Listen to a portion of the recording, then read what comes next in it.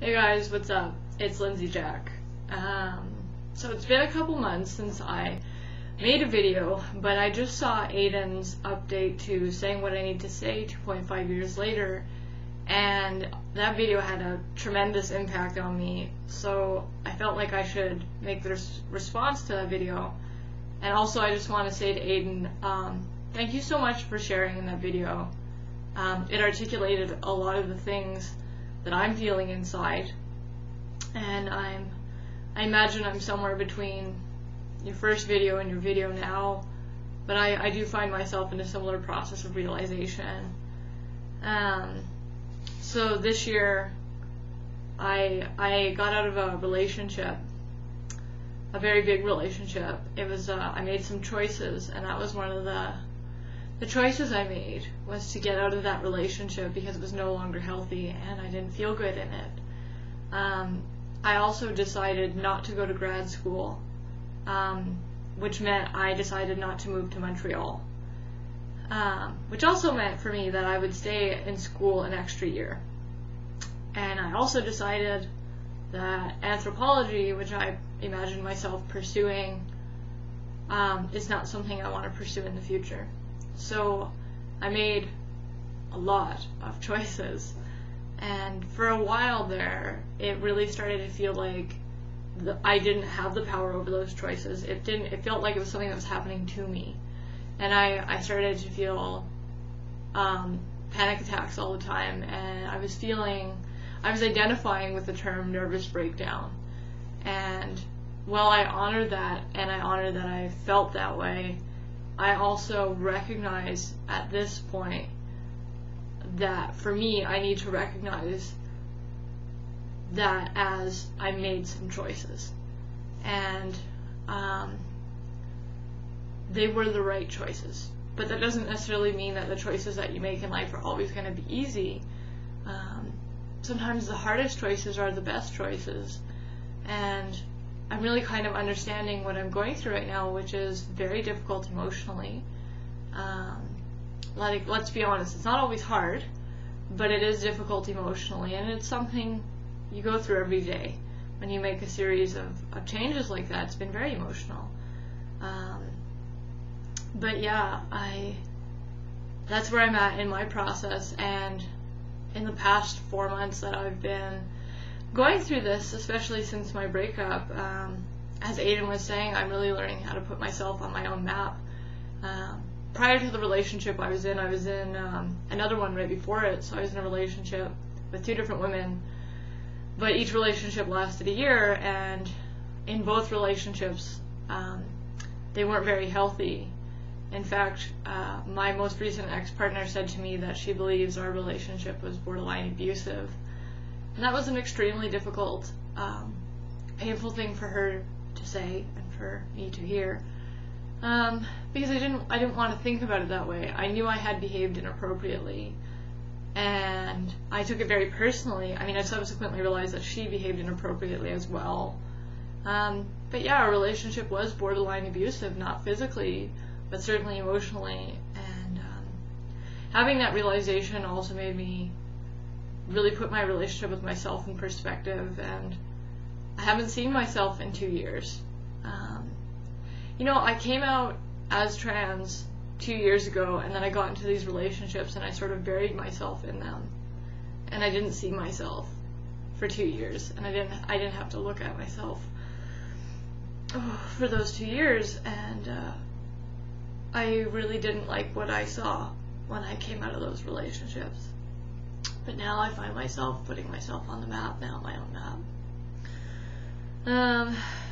And this is, I think, what Aydin is saying with the enormity of transition. Like, when I started thinking about transition 4 years ago, it scared the fuck right out of me. Like, it was a horrible thought. And I just thought it would go away, it would go away, it would go away. And it's been 4 years, and it simply will not go away. And it does become all-encompassing. It gets into every aspect of your life. And I'm not saying that in a bad way, but like, it's it's a huge process. It's a huge perspective shift. It's a change in how you understand your being, how you relate to yourself. It's a change in everything. If you're that kind of person that engages with yourself and has these like authentic conversations, that's not to say that like some people aren't like happy and ecstatic. Like those are natural feelings as well. Some people handle it differently, and for people who are big thinkers, I notice there's a tendency to feel this enormity of transition in the body. Speaking of something in the body, this is something I haven't articulated a lot, but there's been a constant feeling for almost all of my life of being stuck inside myself, of not quite of being trapped, but just like stuck in the mud. And there's this feeling that there's this whole life going on inside of me that I simply don't have access to, that I can't get at, that I can't channel, and I'm just living this half life. And I'm starting to understand that as being trans, as needing to take what's inside and put it outside. And I'm kind of understanding that this process I've been through emotionally is a process that's going to enable that. It's like a rite of passage back into myself, so I can take my own hand and pull myself out. So it's pretty intense.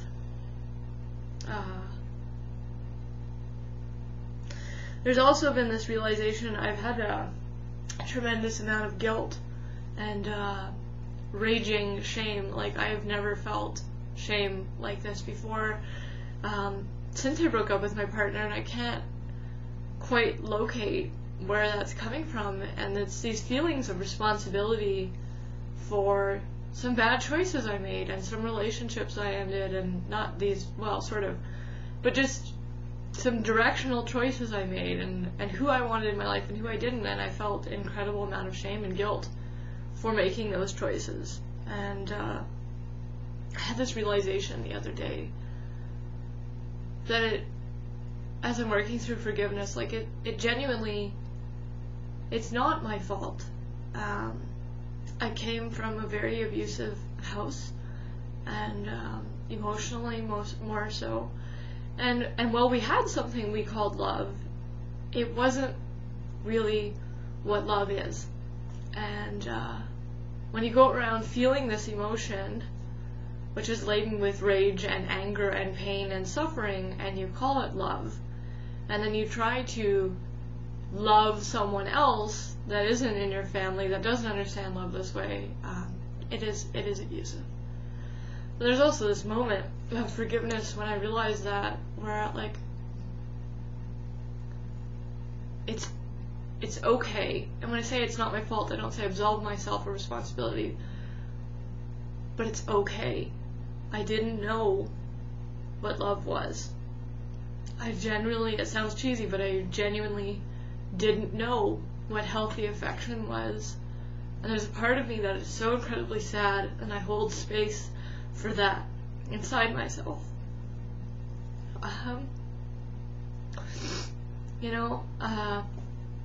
It's okay. I didn't know what love was, but now I know. And it's okay, because now I can do something about it. And I am doing something about it. So it's okay. I haven't told anybody that, by the way, and that's enormous.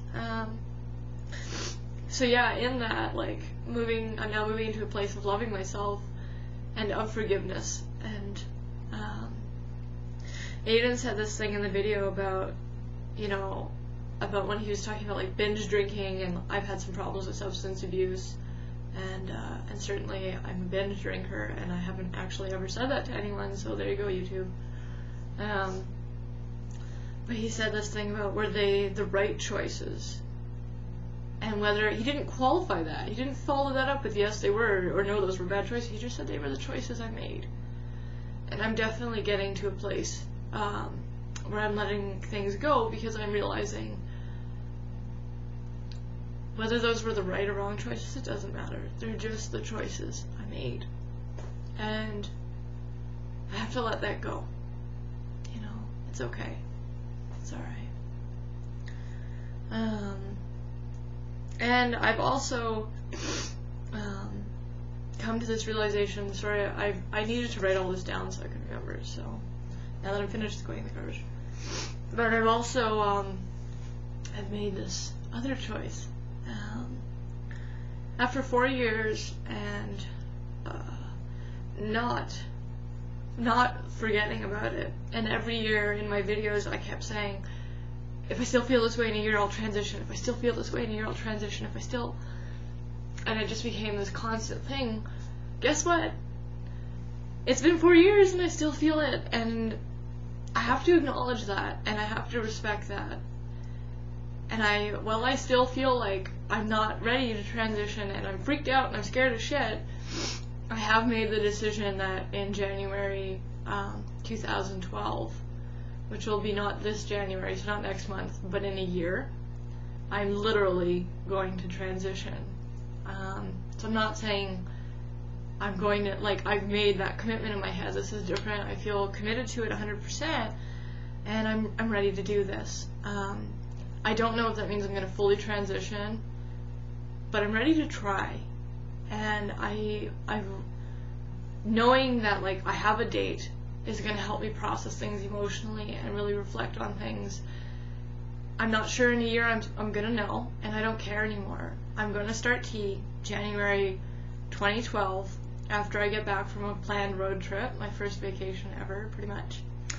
And if I don't like it, I can stop. But only, and I feel this way, like,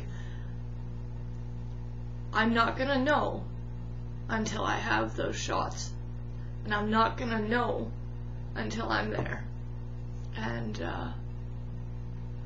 that's a pretty hard process, to not know and to have faith in not knowing. But it's all, for me, it's a part of taking care of myself. It's a part of realizing if I don't do this, I'm never gonna feel right. If I don't try, I'm never gonna feel right. Yeah. I need to make a home for myself, which I've been doing physically. I got a new dresser over there, and I've been doing some other stuff. But even with all this, it doesn't matter how well I eat, it doesn't matter how much I work out, it doesn't matter, nothing matters if I'm not right in myself. So I'm gonna get right with myself, and I'm gonna do this. So thank you for that video, Aydin. Thank you so much.